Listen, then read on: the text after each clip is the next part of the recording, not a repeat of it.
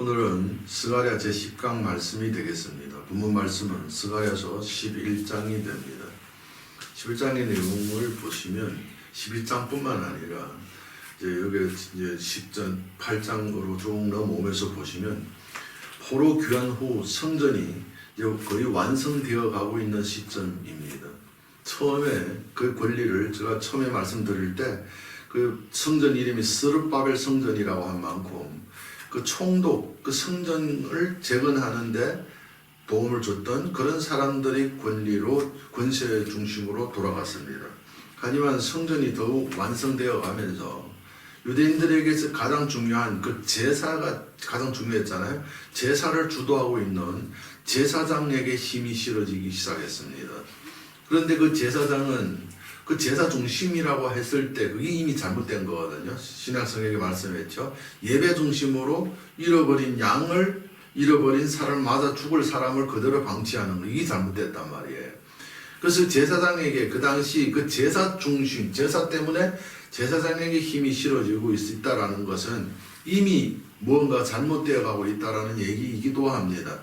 그래서 제사 제도가 의식 중심으로 변질되고 있었습니다. 이럴 때 하나님께서는 이 스가랴 선지자를 통해서 막대기 2개를 준비하라고 하고, 하나는 은총과 연합인데 그 은혜의 막대기라고 하죠. 그래서 은혜의 막대기를 준비한 막대기를 끊음으로써 끊는 메시지를 그들에게 전달하고 있습니다. 그래서 그것은 하나님 말씀은 전달된 것은 그 말씀을 받는 자들의 모습을 실체를 보여주고 있는 것으로 전달되거든요. 너희가 이렇다라는 얘기거든요. 다음은 어떤 또 일들이 그 내부에 무슨 일이 있었냐면 첫 귀환 때 그 귀환한 그 땅으로 귀환한 사람들을 보면 대다수가 뭐예요? 유다 사람의 중심이에요. 남북 이스라엘로 분열되었을 때 다시 포로 귀환 페르시아 때 왕조 때 귀환할 때 또 거의 남유다 사람들이 소속했던 사람들이 그 땅으로 돌아왔습니다. 그래서 돌아온 것까지도 괜찮은데 근데 하나님이 포로 귀환의 그 회복의 역사는 남북 이스라엘 하나로 오는 뭉치는 그 나라의 건설이거든요. 근데 그들은 그 유다 중심으로 돌아와서 그걸 돌아온 것까지도 괜찮아요.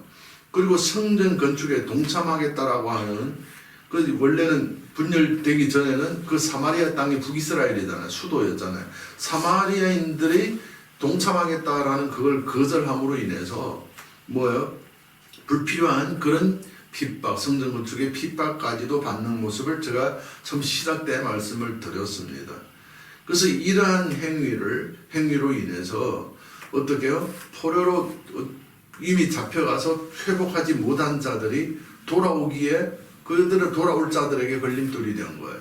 아, 이들은 거기 있는 사람도 다 포용할 수 없고 그런데 우리가 외지 있는 사람들 우리 돌아가봤자 우리는 살 곳이 없겠다. 라고 하는 일은 그들을 거절하는 행위가 된 거예요. 그리고 이것뿐만 아니라 더 나아가서 어떤 일이 생기느냐면 남유다에 있을 때 포로되어 간 자들과 포로되지 않은 남아있는 자들이 있었거든요. 그래서 다시 귀환한 자들과 원래 남아있던 자들 간의 내부에서 또 갈등이 격화되기도 하였습니다. 그래서 이런 불화로 인해서 하나님이 그 통일 회복에 어떻게요? 많은 영향을 끼친 것을 성경은 어떻게 두 번째 막다기를 껐습니다. 통일이 아닌 연합의 막다기를 끊음으로써 너희 상태가 지금 연합이 아닌 끊어진 것, 형제의 불화를 만들어내는 신앙이었다를 보여준 것이 그 연합의 막대기를 끊었다라고 표현해주고 있습니다. 그래서 그들의 신앙의 상태가 이렇게 변질되어 가고 있는 것을 이게 부정부패라고도 표현하고 있죠. 이런 신앙에 하나님께서 나타나셔서 7절에서 잡혀 죽을 양떼라고 표현을 하고 있습니다. 9절에서는 내가 이르되 내가 너희를 먹이지 아니하리라. 죽는 자는 죽는 대로 망하는 자는 망하는 대로 나머지는 서로 살을 먹는 대로 두리라. 하나님께서 이제 간섭하지 않겠다라는 거예요. 그리고 본문 15절에서 17절 마지막 절에 보시면 악한 선지자라는 표현을 하고 있는데 잘 먹이지 않고 제대로 그 판단을 하지 아니하고 제대로 양식을 먹이지 못하니까 양떼들에게 악한 선지자 그들에 대한 기록, 그 심판에 대한 기록을 관하여 기록하고 있습니다. 15절에 17절에 보시면 거기 보시면 팔과 오른팔 17절에 오른쪽에 눈에 칼이 내린다라는 것으로 있는데 이 의미는 뭐냐? 팔은 치리를 말하고 오른쪽 눈은 판단을 말하거든요. 판단이 흐려짐으로 치리할 권리를 잃게 된다라는 거예요. 올바른 치리가 없다라는 것을 표현하고 공내한 심판이 아닌 불의를 행하는 악한 지도자들을 반영하는 표현이었던 것입니다.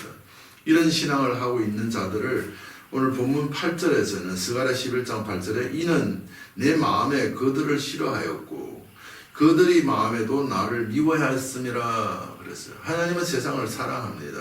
그래서 그들이 미워하는 마음에 하나님이 관심을 끊는 것, 그대로 방치해 두는 행위를 싫어했다. 그건 너희가 나를 미워했기 때문이다 라고 표현해 주고 있는 겁니다. 그래서 하나님보다 세상을 더 사랑함을 본문에서 이렇게 표현해 주고 있었던 거예요. 그래서 그 결과 하나님보다 세상을 더 사랑한다. 인간의 그런 경험과 인간의 옛날식으로 제사의식적으로 변질해 돌아갔잖아요. 그것을 더 사랑하는 그 행위를 그 모습을 그대로 그려서 그들의 값을 정리해서 나온 것이 뭐냐면 오늘 본문의 유명한 말씀이죠. 이것이 신약 성경에서 예수님이 유다 가룟에게 팔리는 그 은 30의 그런 매매 현장으로서 소개하고 있기도 합니다. 본문에서 보시면 12절 13절에서 내가 그들에게 이르되 너희가 좋게 여기거든 내 품삯을 내게 주고 그렇지 아니하거든 그만두라. 그들이 곧 은 30개를 달아서 내 품삯을 삼은지라.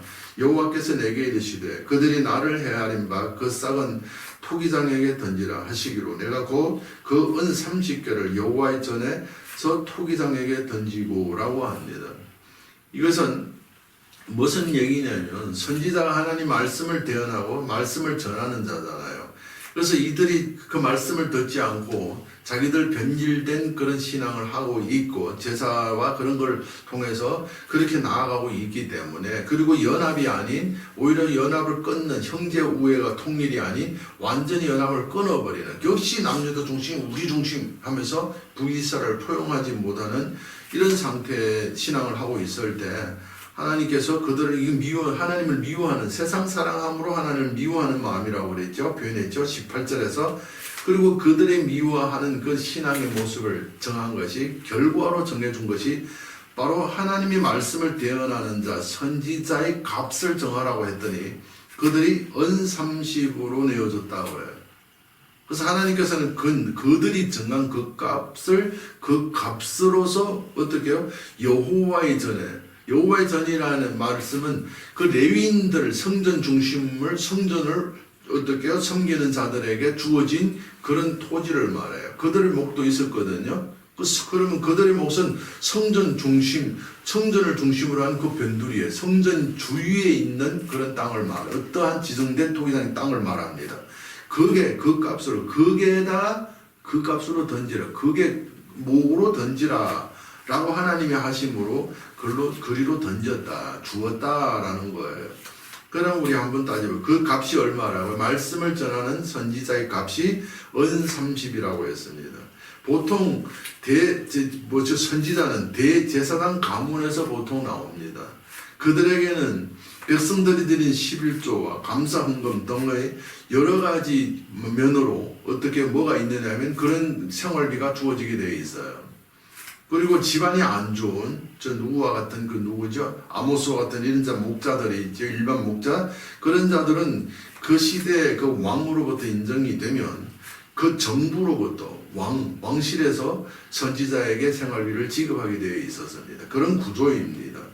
이런 구조에 따라 본문에서는 스가랴는 그들에게 품삯을 요구했던 거예요. 근데 스가랴는 어느 집안의 사람이에요? 대제사장의 집안이에요. 그럼에도 불구하고 그들은 그들에게 그 몸값을 치워준 것이 은 30세겔이었다라고 말합니다. 대제사장의 그 가문이었기 때문에 응당히 일반 사람보다 몸값이 훨씬 더 높거든요. 그리고 요즘도 그렇죠. 유명한 연예인과 유명하지 아니하고 좀 한 몸값 차이가 엄청 나잖아요. 똑같은 도리예요. 하지만 그 당시 대제사장 가족이며 그리고 더 나아가서 하나님 말씀을 직접 전하는 선지자까지 겸한 그 스가랴의 몸값을 헤아린 값이 30입니다. 그럼 이 30, 은 30이 어느 값이냐? 출애굽기 시대에서 보시면 출애굽기 21장 32절에 소가 만일 남종이나 여종을 받으면 소 임자가 은 30세겔을 거의 상전에게 줄 것이요 소는 돌로 쳐 죽을 것이니라. 어느 종, 남종이나 여종이 어떤 다른 집의 소에 의해서 떠받쳐서 상하게 됐다? 혹시나 죽을 수도 있겠지만은 죽은 몸값인지는 모르겠습니다만은 상해서 죽었다 하도 갔죠. 그 당시 종은 값이 굉장히 쌌거든요.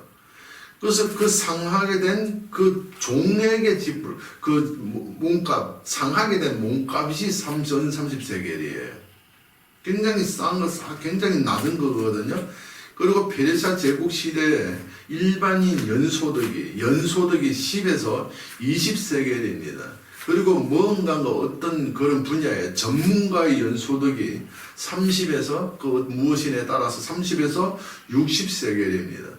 그리고 관료와 고위층, 뭐 대제사장 집안, 왕족, 고위층, 귀족 이런 것이죠. 그들의 연소득은 100세겔부터 시작해서 이상이 되어 있었습니다. 그 페르시아 시대 때요. 지금 이게 그때잖아요. 그런데 지금 하나님 말씀을 전가하는 자, 그게 일량 관료고 고위층의 값을 받아야 되는 것이거든요. 근데 그들에게는 그 30세겔밖에 안 줬어요. 그리고 신약 시대에 있어서 일반인들의 월급이 30세겔이에요. 일반인을 말하는 거예요. 더 높은 사람은 더 많겠죠. 30세겔이라고 그렇게 우리가 찾아볼 수가 있습니다. 그런데 제사장 가족과 겸하여 하나님 말씀을 직접 대언하는 선지자의 품삯을 30세겔로 헤아려졌다라는 것은 그런 하나님 그 당시 그들의 신앙이 하나님의 말씀을 얼마나 무시했는지를 잘 보여주고 있는 표현이라고 할 수 있습니다. 그래서 오늘 8절에서 너희가 나를 미워했다. 이 미워했다라는 말은 무시 다 포함되었거든요. 죽였다라는 표현도 있거든요. 또 담겨져 있습니다. 죽였다, 무시했다, 미워했다, 대적했다 이렇게 되는 겁니다. 그렇게 표현했던 거예요. 그래서 그들이 하나님을 미워했다라고 표현했고 이와 같이 신약 시대에 유다 가룟에게 예수의 몸값으로 전달된 그 가격이 은 30이라고 합니다. 이 행위를 요한복음 3장 19절 20절에서도 오늘 본문과 같이 똑같은 반응을 하고 있는데 빛보다 어둠을 더 사랑한 것이니라. 악을 행하는 자마다 빛을 미워하여 이렇게 미워한다. 이렇게. 빛이 하나님 진리 하나님을 대표하잖아요. 하나님을 미워했다라고 합니다. 그래서 그 하나님을 미워하고 세상을 더 사랑하는 자, 비진리, 잘못된 것을 올바르지 못한 것을 올바른 것보다 더 사랑한 그들이 정한 그 진리의 값이라는 뜻이죠. 하나님의 말씀의 값을 전하는 값을 그 몸값을 은 30이었다라는 거예요. 그게 세상이 정한 바의 값이다, 진리의 값이다 라고 말하고 있는 거예요. 하나님의 말씀을 영접하지 못한 자들에게 그 말씀의 가치를 고린도서 1장 18절에서는 십자가도가 멸망하는 자들에게는 미련한 것, 가치 없음, 투자할 가치가 없는 멍청한 짓 이렇게 표현한 거예요. 하지만 아랫부분에 보시면 믿는 자들에게는 하나님 능력이라고 하죠. 영접하고 믿는 자들에게는 자신의 모든 소유를 다 팔게 하는 값이라고 성경은 교훈해 주고 있습니다. 마태복음 13장 44절에서 천국은 마치 이건 하나님의 통치가 있어서 명접하고 믿는 자를 말하는데 밭에 감추인 보화와 같으니 사람이 이를 발견한 후 숨겨두고 기뻐하여 돌아가서 자기의 소유를 다 팔아 그 밭을 산다니. 그 밭은 생명 있는 밭, 말씀 흘리는 자의 몸값이잖아요. 모든 소유를 다 팔아서 사는, 그것도 기뻐 자원해서 파는 값으로 샀다 이렇게 표현합니다. 오늘 본문의 핵심이 지금 그 은 30 그겁니다. 그 밭입니다. 이런 역사를 스가랴서 오늘 본문 11장 13절에서는 여호와께서 내게 이르시되 그들이 나를 헤아린 바 그 싹을 토기장에게 던지라 하시기로 내가 곧 그 은 30개를 여호와의 전에서 토기장에게 던지고 라고 합니다. 이 역사가 이 말씀을 인용했는데 마태복음 27장 3절에서 10절에서 의논한 후 가룟유다가 팔아 땅하고 은 30을 다시 나는 무고한 피를 흘렸다 하면서 돌려줬습니다. 그래서 그 돈을 받고 의논한 후 이것은 토기장의 밭을 사서 나그네의 묘지를 삼았으니 그러므로 오늘까지 그 밭을 피밭이라 일컬었느니라. 이에 선지자 예레미야를 통하여 하신 말씀이 이루어졌나니 일러서되 그들이 가격 매긴 자 곧 이스라엘 자손 중에서 가격 매긴 자의 가격 곧 은 30을 가지고 토기장의 밭값으로 주었으니 이는 주께서 내게 명하신 바와 같으니라 하였더라라고. 여기서 우리가 읽다 보면 뜻꺾이죠. 그들이 그 가격 매긴 자 곧 이스라엘 자손 중에서 가격 매긴 자의 가격 곧 가격 매겼다 가격 매겼다 세상이 매긴 가격이다라는 뜻이에요. 그게 따라 그 값으로서 어떻게요? 그 피가 있는 밭이 값으로 넘겨졌다라는 거거든요. 그래서 스가랴 예언 분명히 이 말씀은 스가랴서에서 있는 말씀이 인용되었는데 마태복음 7장서의 마태는 예레미야 예언이라고 기록하고 있습니다. 당연히 거기 어떤 실수가 있었는지는 모르겠습니다. 확실한 증거는 없습니다. 여기에 대해서. 그래도 이 이유를 듣고자 한다면 어떤 학자들은 이렇게 얘기합니다. 마태는 스가랴 선지자의 이 말씀과 예레미야 선지자들이 18장 19장 32장에서 보시면 그 예레미야 선지자도 밭을 사는 이런 것들이 있어요. 그런 행위에서 밭 사는 그 예언들을 종합하여 인용함으로써 예수께서 이 두 선지자의 모든 예언이 성취됨을 예수의 성취되었음을 강조하는 데 있다라고 이렇게 해석하는 사람들이 있습니다. 그래서 없는 부분은 너무 우리가 말할 필요도 없어요. 그런데 분명히 이 스가랴서의 예언이 마태복음 27장 3절 10절에서 인용된 것은 확실합니다. 그게 예레미야라고 했는지는 대해서 정확한 그런 해석은 우리는 없습니다. 성경에 기록되지 않기 때문에 별로 중요하지도 않습니다. 그다지 중요한 게 아닙니다. 그래서 그렇게 넘어가고 그리고 본문과 마태복음 27장에서는 세상에 정한 말씀을 전하는 자의 몸값으로 그 몸을 찢고 흘린 피 있는 밭의 값으로 정해졌다. 그 은 30으로 정해졌다라는 데 초점을 두고 있습니다. 그 피는 마태복음 26장 27절 28절에서 너희가 이것을 마시라. 이것은 죄 사함을 얻게 하려고 많은 사람을 위하여 흘리는 바 나의 피 곧 언약의 피니라. 생명을 흘리는 걸 피라고 그러죠. 그러면 예수님 안에는 그 안에 생명이 있었고 그 피가 있었습니다. 레위기에서는 보시면 피가 피의 생명이 있다라고 하거든요. 그래서 예수 안에 있는 그 생명이 피였고 예수 그 몸이 그 피를 있는 그 밭이었던 거예요. 그래서 토기장의 밭이 토기장이 하나님을 말씀하고 있는데 상징하고 있는데 흙으로서 사람을 빚어서 새로운 거듭난 자를 만드는 토기장에 소유된 밭이라고 했던 거예요. 그런 의미거든요. 그리고 언약의 피의 효능, 피의 효능에 관해서 요한복음 6장 53절 54절에서 인자의 살을 먹지 아니하고 인자의 피를 마시지 아니하면 너희 속에 생명이 없느니라. 내 살을 먹고 내 피를 마신 자는 영생을 가졌고 영원한 생명, 영원히 살게 하는 효능을 가졌다라고 합니다. 영생을 가져다 주는 예수 안의 생명을 하나님 그 피가 있는 피밭, 그 은 30으로 정해진 그 밭이라고 하고 있습니다. 이 밭이 이렇게 가격 매긴 값으로 이 밭이 우리에게 어떻게 해요? 하나님이 세상을 사랑하사 우리에게 이 생명이 있는 그 피밭을 선물하신 거예요. 그래서 성경은 하나님의 사랑, 하나님의 자비, 하나님의 은혜라고 했던 거예요. 그럼 잘 들어보세요. 이미 말씀드렸습니다. 그 위에서 이미 봉독에 드렸듯이 마태복음 13장 44절에서 하나님의 은혜를 이 밭값을 사는 그 값에 관해서 은 30이라고 세상에 정했다고 했는데 믿는 자들의 가격 치준 그 값은 천국은 마치 밭에 감추인 보와 같으니 사람이 이를 발견한 후 숨겨두고 기뻐하여 돌아가서 자기 소유를 다 팔아서 샀다. 자기 것 다 판 값으로 그 피밭의 그 값을 정했다. 이게 믿는 자들이 정한 값이고 세상이 정한 값은 종의 값입니다. 종의 몸값입니다. 굉장히 쌌다라는 것이죠. 세상에 헤아린 그 생명은 30세겔이지만은 하나님의 말씀을 믿는 자들의 값은 모든 나에게 내가 내어놓을 수 있는 모든 것 다 내어놓는 값이었다. 최선을 표현했거든요. 그만큼 귀했다라는 표현입니다. 그래서 하지만 구약 시대에 있어서도 다윗이 돈 주고 땅을 사는 게 있습니다. 다윗이 지나가다가 재앙이 내리고 한 다음에 그 타작마당에서 제사를 드리려고 돈 주고 산 타작마당이 있는데 그 값이 금 600세겔이에요. 은이 아니라. 그 역대상 21장 25절에 있습니다. 그리고 아브라함이 또 막벨라 굴을 샀는데 그 값이 400세겔이라고 창세기 23장 15절에 16절에 기록되어 있습니다.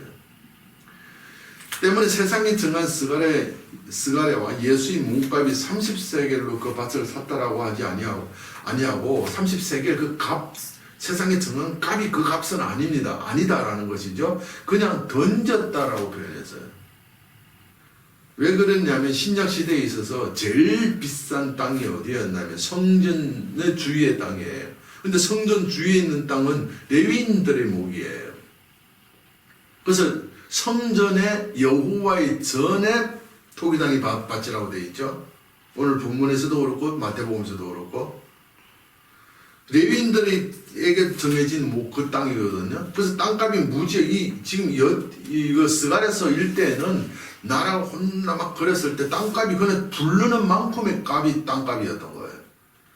그래도 나름대로 신약시대에 와서는 그래도 로마가 통치하고 있었습니다만은 이미 정해지고 나라가 좀 식민지지만 안정되어 있었기 때문에 땅값이 정해져 있었습니다. 근데 그 땅값이 제일 비싼 곳이 바로 성전 주위였거든요. 근데 그 값이 30세기 30으로 그 피값을 토기장의 밭의 값이 될 수가 없습니다. 엄청 차이가 나는 거. 그런데 왜 그랬느냐? 거기서 보시면 어떤 표현이 나와요? 던졌습니다. 값으로 샀다라는 게 아니라 가게 쳐준 선지자의 몸값을 쳐준 그 값을 그 피값을 거로 던졌다라고 말했어요. 그걸 지목한다라는 뜻이 있거든요. 그래서 그 값이 30으로 산 밭값이라는 얘기가 아니라 그 밭값은 어떻게 30으로 삼았다라는 뜻이에요. 왜요? 그 토기장의 여호와의 전에 그 밭은 레위인들 성전을 섬기는 대제사장들의 주권 아래에 있었어요. 그들의 목이에요. 그래서 그것이 그 값이 훨씬 더 되는 값이지만은 이 값으로서 그 피값으로서 그 예수의 몸값으로서 그 값을 삼았다. 그것은 자기들의 목을 헌신한 것이죠. 밖에다가 팔면 더 비싼 것을 어떻게 그 값으로 그 밭을 정해버린 거예요. 그걸 뭘로 정했어요? 나그네들이 거주할 땅으로 정했다라고 하는 거예요. 지금 이런 얘기거든. 그러면 그들의 그게 뭐예요? 양심의 가책을 받았던 거예요. 자신들도 스스로 예수를 죽인 값을 자기가 갚기에는 다시 돌려받기에는 부담스러워서 양심의 어떤 조명이 있었다라고 말할 수 있어요. 가책이라고 말할 수 있는데 자책을 받은 것이죠.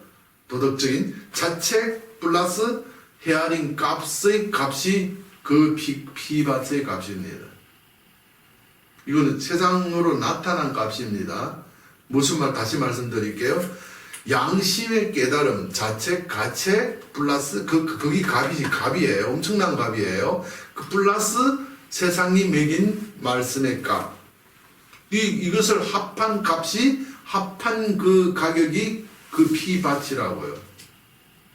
무슨 말 이해가 되죠? 지금 그 얘기입니다. 이런 얘기예요. 그래서 성전을 섬기는 레위인들의 목에서 일부를 내어 놓는 것과 같은 것이죠. 그 값과 함께 그 세상에 정한 진리 말씀의 값과의 합한 값이 그 피를 흘린 그 밭이었다라는 말입니다. 이유는 그 피밭 값은 자신들로 양심의 가책을 받아서 자원에 내놓는 목과 세상에 헤아른 값, 그 생명이 받고 피밭이 있는 밭의 가치였기 때문이에요. 그럼 이 말이 무슨 말인지 한번 좀 어려울 수 있는데 제가 표현을 잘 못해서 그런지 모르겠는데 저로서는 이게 답니다. 더 이상 표현할 수가 없어요.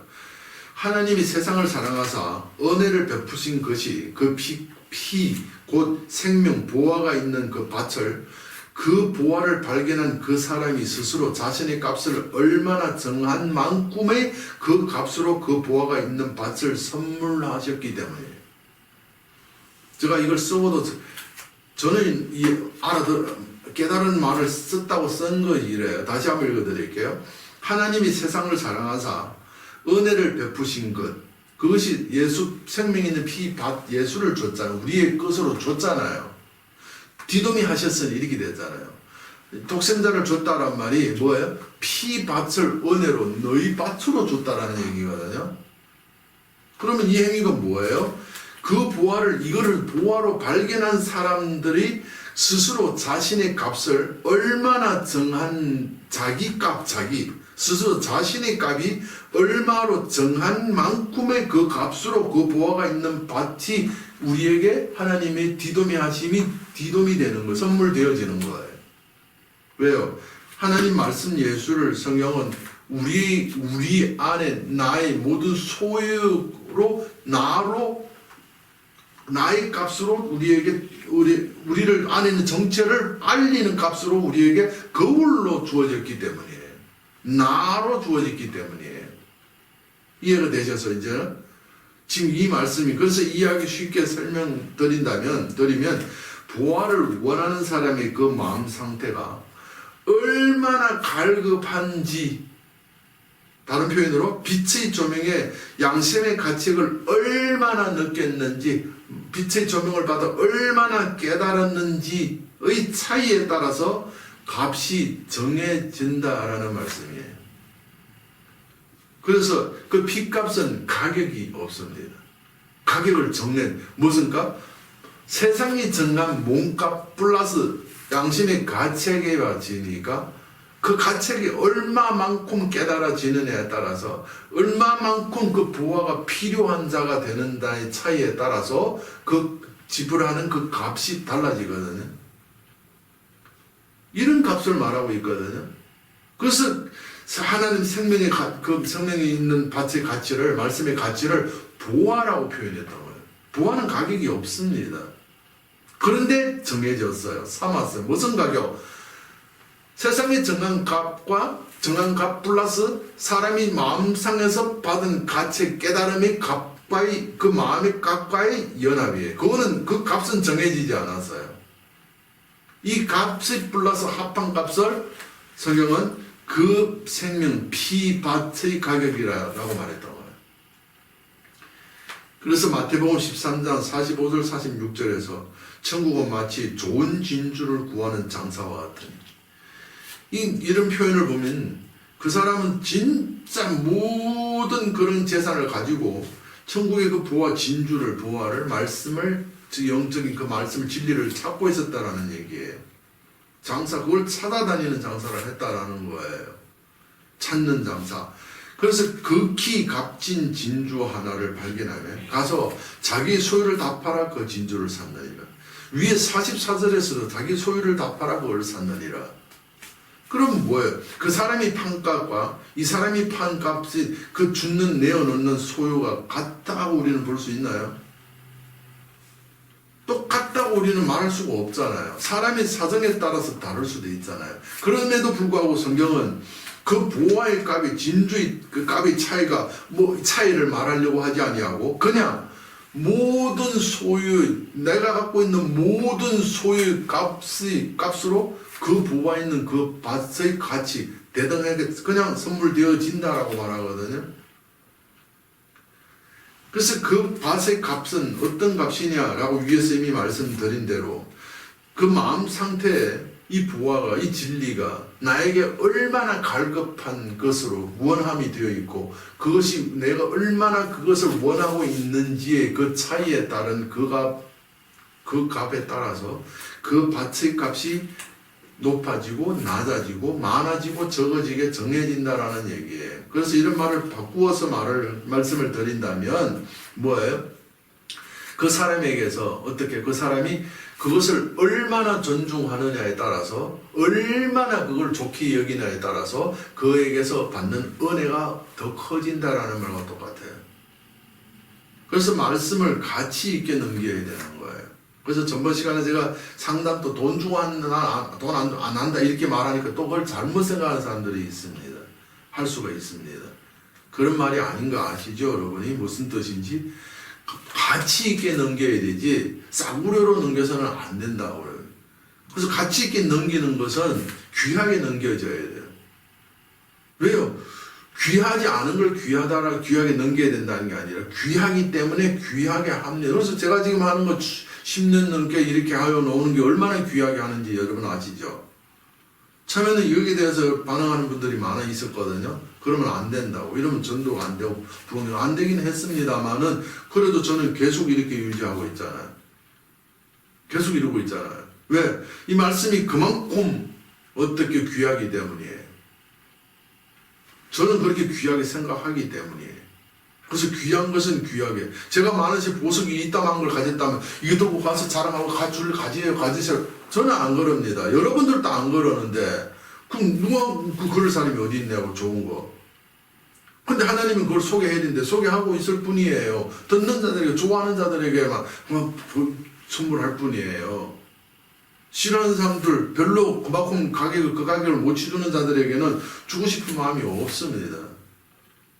그것이 진짜 이 말씀이 보화라고 진리라고 믿는 마음에서 나오는 행위거든요. 어떤 사람들은 말씀을 주지 못해서 환장하고 있죠. 저는 그러지 않습니다. 딱 보고 그러면 뭐 어떻게 하고 뭔가 이렇게 상담이 이루어지면 사람들에게 이런 사례가 비가 있거든요. 그런 거 있어도 저는 그걸 위해서 일하지 않는다고요. 딱 보고 아닌 상황 싶으면 그 받으려고 안 한다고요. 딱 보고 주목해서 그래도 희망이 있다라는 것이 뭔가 보일 때 뭐 좋고 니 좋고 내 좋고 다 하는 일을 할 수 있지만은 아니라고 보여질 때는 그거 어떤 값을 위해서 그걸 일을 하지 않는다라는 얘기예요. 그래서 이런 의미를 담은 것이 제가 이전에 그러면 뭐냐 이것이 뭐냐 그래서 제가 그 한마디로 표현한 것이 가치를 그런 뭐예요? 최선이라는 표현을 했던 거예요. 최선. 나에게서 최선이 뭐예요? 로마서 말씀과 요한일서의 말씀을 양심에 내가 봐도 나는 당당하게 하는 그 값으로서 그 진리 생명을 어떻게 대접하는 행위를 말하거든요. 그래서 얼마만큼 대접하느냐에 따라서 그게 어떤 마음의 상태? 이래서 얻기가 아니라 이것이 정말 진리로 아는 보화로 아는 만큼을 아는 진리로 보화로 여기지는 만큼 그 파는 행위가 나와지게 되어져 있거든요. 진짜입니다. 그거예요. 그것이 믿어지는 마음에 따라서 행하는 것과 어떻게 믿으려고 하는 것 바꾸어 놓으면 받으려고 하는 것과 받아서 감사하는 마음의 상태 이런 차이라고 볼 수 있죠. 그래서 전에도 저는 최선이라는 단어를 말씀을 많이 드렸고 믿어지는 마음에 따른 최선이라고 말씀을 드렸던 거예요. 그래서 이런 표현을 오늘 본문에서 인용된 마태복음에서 그들이 그 가격 매긴 자 곧 지금 말이 막 좀 그렇거든요. 그들이 그 가격 매긴 자 곧 이스라엘 자손 중에서 가격 매긴 자의 가격. 이스라엘 자손도 믿는다고 하는 그런 사람들이 매긴 제대로 믿지 못하는 변질 오늘 보면 변질됐잖아요.